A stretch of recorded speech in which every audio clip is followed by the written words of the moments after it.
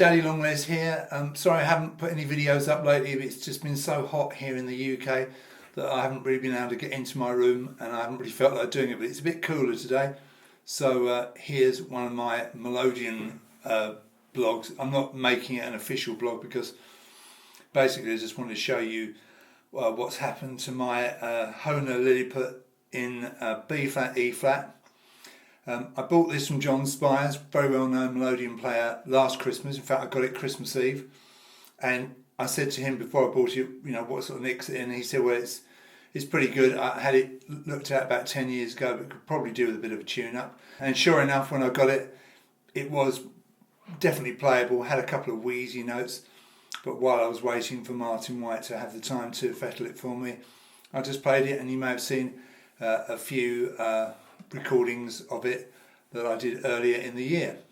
So back in June, Martyn White said to me, I've got time to do it for you if you'd like to bring it round. So I left it with him for a few weeks, and this is what he did. I've got a list of the things he's done to it. He's re-waxed and revalved it. He's changed the low notes so that I've got the low, well, would be low G scale, but on this of course it's low E flat scale.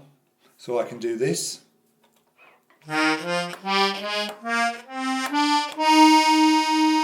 nice low scale, the Anahata layout as we call it, which is really useful and very useful for the tune that I'm going to show you on this today.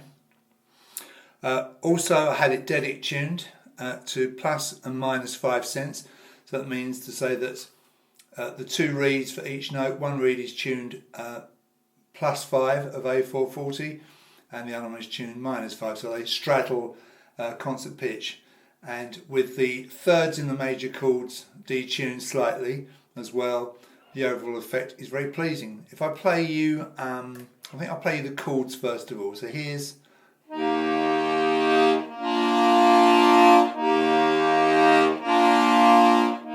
these two, and then we'll come up to here. Now I've got a pretty good ear for tuning, but I can't really hear that maybe I can hear that the third is slightly flattened, and here, obviously same chord in both directions. Just take the bass out of it. Maybe I can hear it, yeah. And over here, I left that one as the major. Some people have that retuned as the minor, but I've left it as major. And here's the one and only minor chord. But if I play some right hand notes, this is low notes, like I say, Anahata layout. All the accidentals are on these 4 extra notes over here. And in case you don't know about these instruments, they were built in the 1930s, light as a feather, tiny buttons. I have dealt with all this in previous videos, so do check out those. I won't sort of bore you stiff by going through all that again. Let's just play some right and left hand together.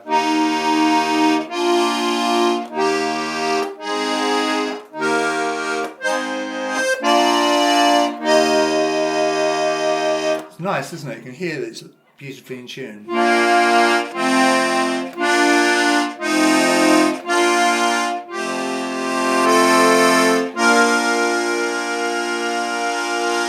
It's very pleasing, isn't it? So it's not that wet, is it? Plus or minus 5 cents, but I just think it's really nice. Let's just play a little bit of the right hand on its own.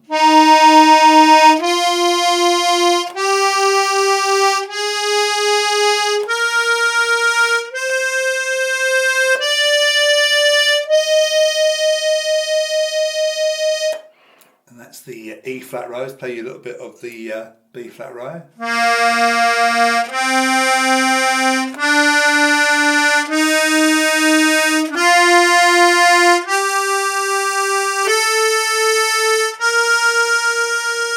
Let's go, keep going up.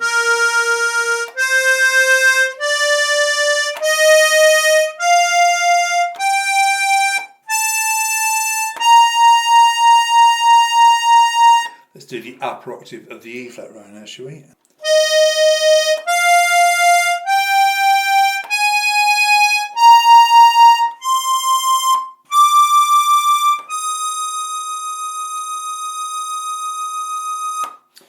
So that gives you an idea of what it sounds like. It's a lovely box to play. It's kind of what I call my retirement box because I'm not really working that much these days. I only do my lessons, my melodeon lessons and my concertina lessons and the odd guitar lesson here and there. So this is what I will play for fun. Obviously I can't use it for the Morris because the Morris tends to be G major and D major, so I use my DG, usually my Dino Perfetti for that. I was up in Littleborough, north of Manchester the other week, doing the Rushcart festival there. Had a great time, went up there with Chelmsford Morris, and there's a guy there who plays for Oakenhoof, and he just plays the Lilliput and it sounds great. I'm not sure what key his was in, maybe it was DG, but these are surprisingly loud. That little box out in the open air was plenty loud enough for them to do their rapper dancing too. They're lovely little boxes. I'm not a particularly strong person, so I love the lightweight of it. The buttons are a bit fiddly. Martyn has also refaced the pallets. He's set up the action and he's put new bellows gaskets on.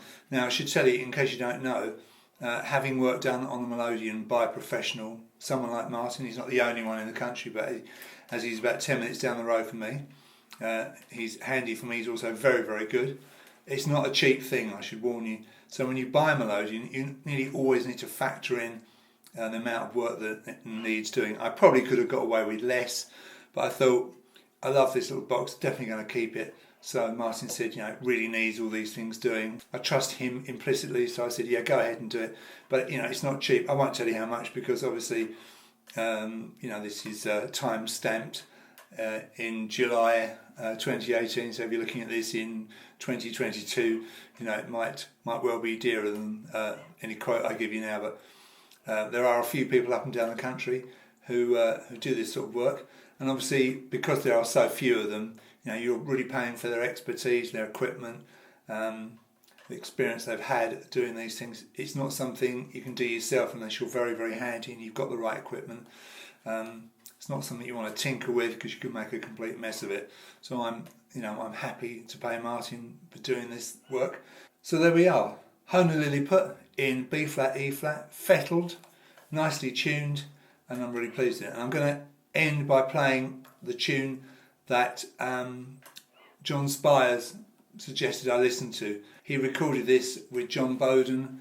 It's called the Stoney Steps Hornpipe. Now he played this actual melodeon on the recording, but he played it an octave higher than I played it. He didn't have the low octave, so he played it an octave higher up this end of the melodeon, which sounds great. I think that's the same pitch as the violin. I play it an octave lower than he does because I've now got those lower notes. That's part of the joy of the B flat, E flat, being lower pitched than the DG. Even John playing it in the upper octave, it's still not that squeaky, whereas if you play it on a DG in G up this end, it would sound pretty squeaky. So here we are, Stoney Steps Hornpipe with the Anahata layout. I've already done a lesson for this on the DG, so check that out. I'll put a link to that somewhere in this video or below. So thanks for watching, hope you enjoyed this. If you did, please subscribe to my channel, and if you hit that bell icon, you'll get notifications every time I put something up on YouTube, which is most weeks, usually 2 or 3 times a week.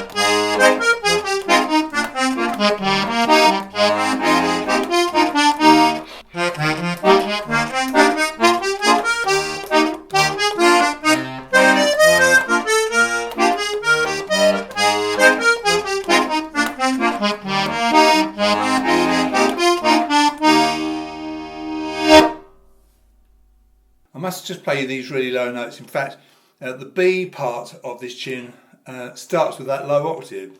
It's a lovely sound, isn't it?